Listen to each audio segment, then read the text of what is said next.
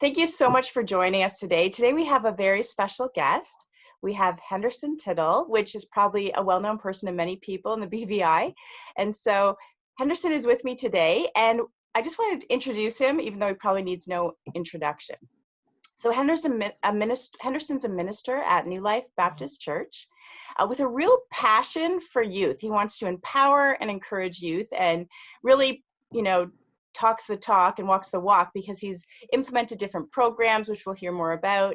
And he's been a youth pastor. He's been involved with social development. He's been involved with Big Brothers and Big Sisters.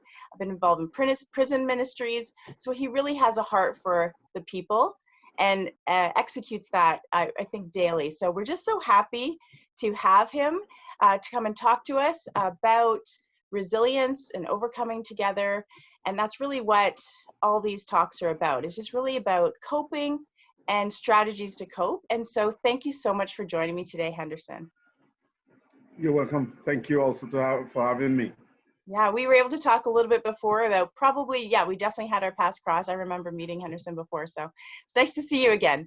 Maybe you could tell me a little bit about how you're doing, as I think I'd be remiss in not asking you how you've been coping, because Irma, the floods, fall, Maria, Jose, then COVID. There's just been a lot going on. So maybe it'd be great to those watching to hear a little bit about how you cope and what helps you move forward. Well, I think it's the inner peace that is inside that keeps me standing, because what's going on around and about me, sometimes it can get frustrated, it can get discouraging. But because of the inner peace that over the years I have developed that inner peace and know how to go in and pull from within, I think that really helped me a lot. And knowing the Creator, I think that helped also, because every now and then you can reflect on the greatness of His creation. And that helps to keep your mind focused and steady on a lot of other things, instead of get caught up with what's going on wrong and about you. Yeah, it keeps you some perspective. So I am peaceful. That is a great thing to be. Now, I don't know if everyone's feeling peaceful right now in COVID. It's something that you develop. Yes, absolutely. Do you have some tips or strategies that you often encourage the youth and young people you work with on developing more inner peace and contentment? Well, first of all, you got to start to think about what's important to you. What's important to you. That's one of the things that you want to focus on above everything else, because if it is not important to you, then you're going to get carried away by it. Then you have to start about thinking about some new goals that you want to set. Right. Some new goals. So you focus on some new goals. You figure out what is important. You take some me time. That's very important. You take some me time where you just shut everything out, shut down everything for a while, whether you do it for 15, 10 minutes, but you take that time out for yourself and take care of yourself. Then you want to look at some areas where you probably might be slipping, and then you want to make sure that you try and see how you can get back on track by staying in control of what you're doing. Always be conscious of the now, because the past is gone. The future, you have no control over it. So 100%. You must focus on the now. What's going on now? Focus on that. And then I will say you have to start to develop new habits and new routine, so that you can cope with what's going on. In other words, make the adjustment when it's necessary. I love all of that. You made so many great points. I started to take notes because I'm sure I'm going to miss something, but I love how, you're taking time to reflect, taking some downtime, it be that prayer or just some quiet solitude, taking some time to really reflect on, what's important to you. And in COVID, have you found that some people have really had some of what was important shaken up a bit because they couldn't do the things they thought, or they couldn't prioritize the things they used to prioritize? Have you heard some stories in that regard? Most definitely. I think it forced some of us to be more creative. Mm-hmm. because then we couldn't, it was not business as usual. No. We have to make some adjustment. We have Yeah. some new strategies, some Yeah. new game plans. So Yeah. it brings, I think it brings out the creativity in us. I think it helped bring out the creativity in us. Some people lost their job Yeah.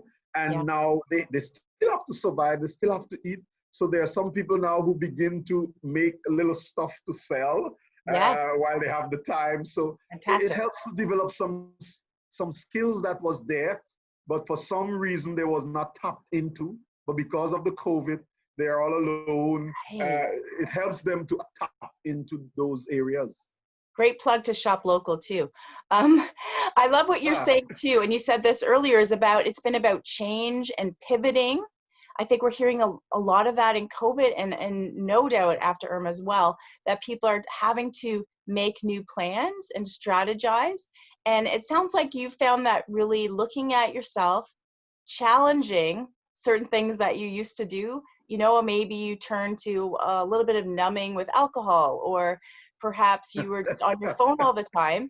And then you look at that and you say, I can't keep doing that, or this isn't healthy for me. So looking at the habits you've established and right, really challenging them, and right. making new ones, right? This whole pivot thing, this whole finding new directions and strategies. I really like that.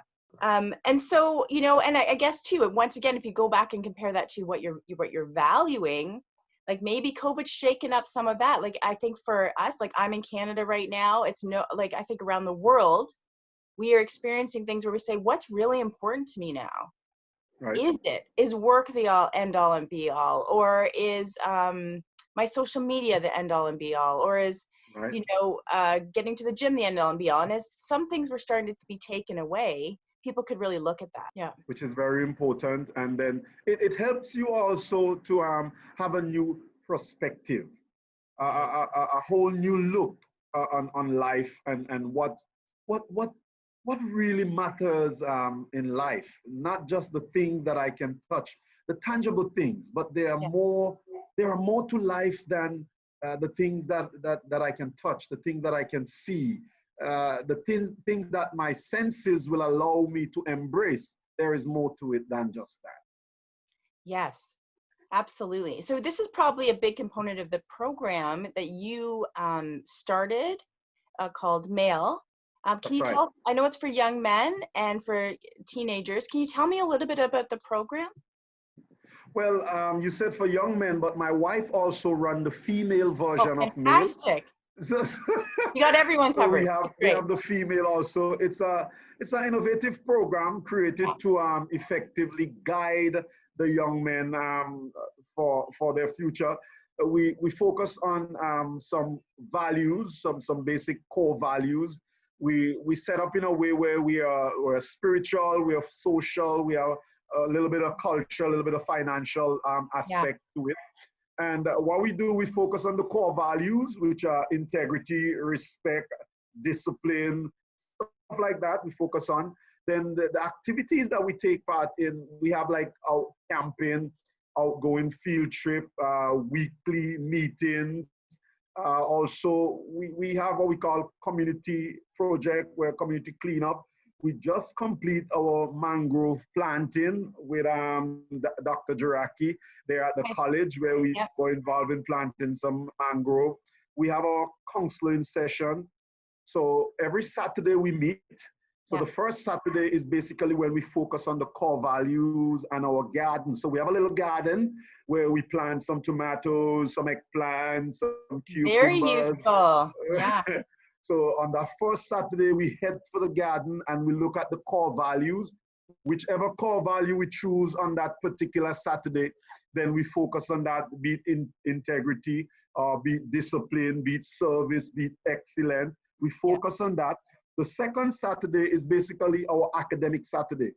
Mhm. So we partner with some of the teachers from the local schools. We Yeah. bring them in and we help the boys with their English, their maths, their social study, and their science. Then the third Saturday in every month is basically what we call our art Saturday. So we do a little drawing, we do a little singing, we do a little drumming, we do a little dancing, stuff like that. Then the final Saturday, it's our fun Saturday. So sometimes we head over and team up with Yep over there with Stacy, my big brother. Or Yeah. we go to the Save the Seed Center, we take part in the bowling, The bowling, or sure. we, yeah, I'll or bowl we there. play a little bit basketball. So it's a holistic Very program that holistic. really cater Yeah. for the young men. Our mission is to empower the young men of today to create a positive environment for tomorrow, while our vision is with a solid foundation and the essential tools, young men will be empowered to become the future leaders of tomorrow. And our motto basically is guide, nurture, and protect. Love it. That's That's fantastic. M.A.L. That's M.A.L Yeah, in a nutshell. it's great. What a inspiring program. I'm sure it pays you back as much as you put in terms of inspiration and loving what you do. I can see the passion when you talk. And next time I visit, I'd love to come visit. If you need any Oh, we'll be happy to counsel have or you. talk, okay, awesome. So you've got this great program. Did you keep going during COVID? Are you still What running? we No, what we did during COVID, we have to be like I say, we have to be creative and innovative. Yeah. So we did what we call an online basketball tournament. So while the boys are home, we did Yeah. an online 2K20 basketball tournament, and Yeah. we run it for like 3 weeks. And what they will do, they will compete by themselves, take a shot, a picture of the last score, and they will send it in. So Nice. then we will keep a record of that. And at the end, Awesome. what we did, we put a monetary contribution towards it, where the guy with the most score, we give him $100. The second gets 75, third get 50, and Yeah. fourth get 25. So everybody get a piece of the pie. Love Also, we did what we call a online talent competition. Nice. So the boys, they sing, they play, and they send it in, and then we judge it, and then we reward the guys. So we work Getting creative. online right during the COVID.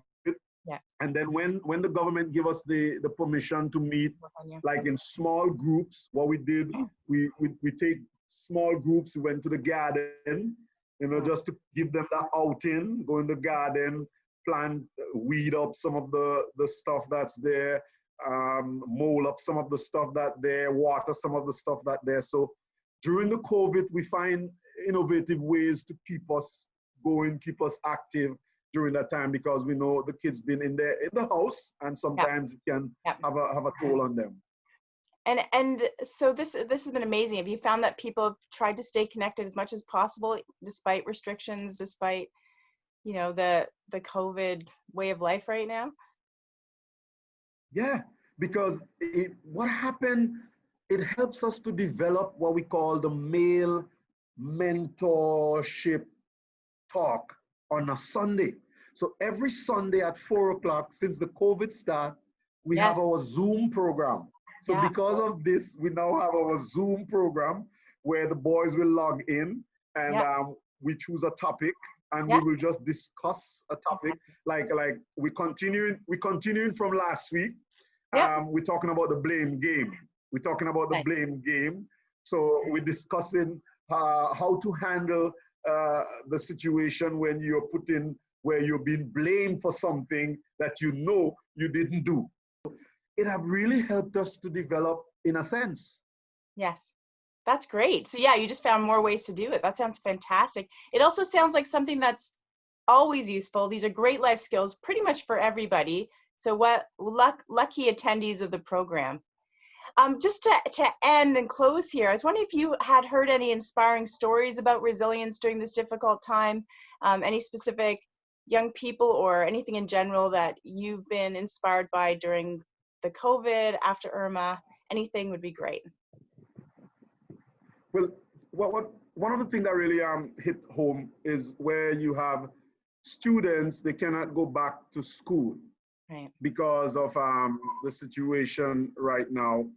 They can't go back to school, and it's very challenging because some of the students have dropped in their grade because to make the adjustment from learning in a classroom, now they are online.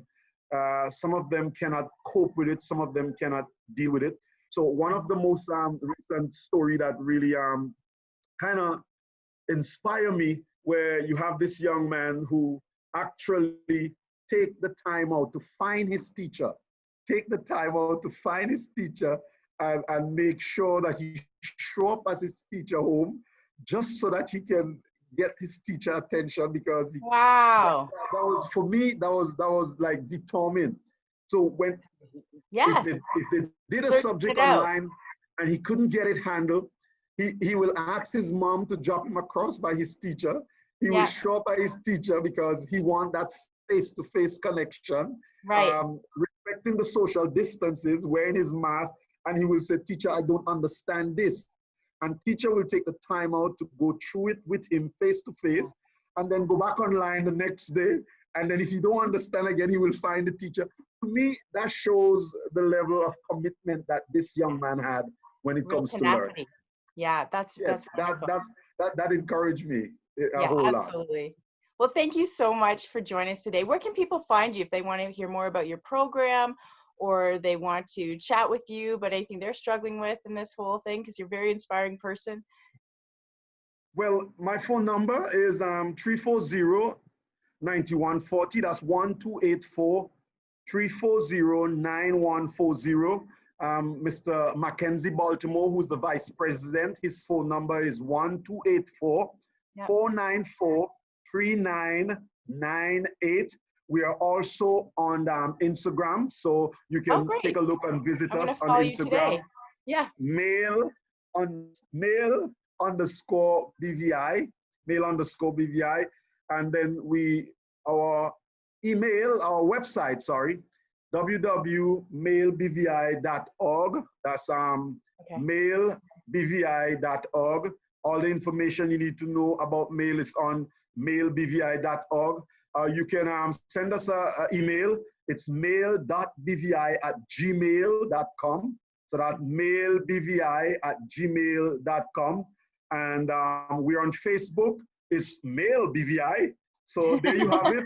On Yeah. Instagram, M.A.L underscore BVI.